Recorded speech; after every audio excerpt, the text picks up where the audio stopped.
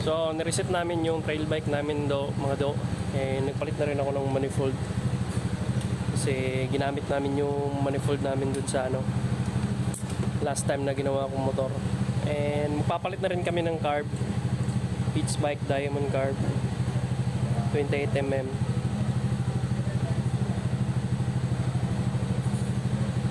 So, may mga free na J-Things na pala to siya.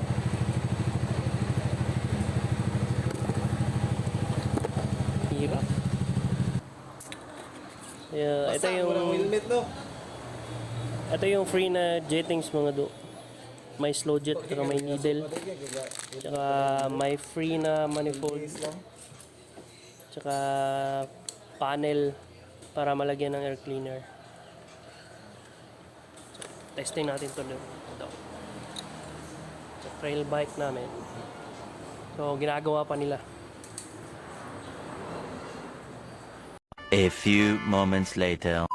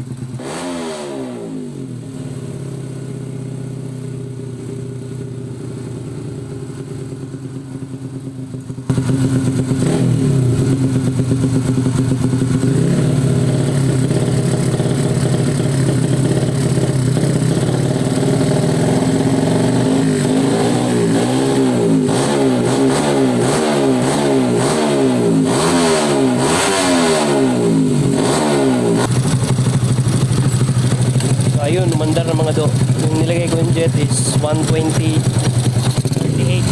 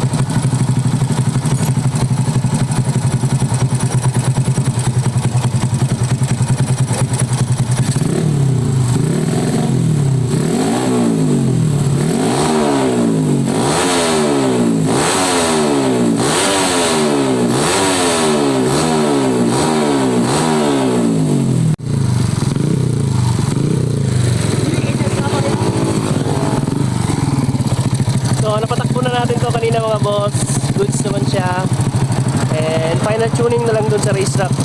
So, final verdict is goods naman yung carb. So, pwede siya sa drag racing.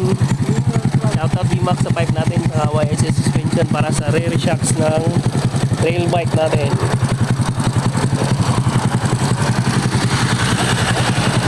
So, bawal mag-test run sa National Highway.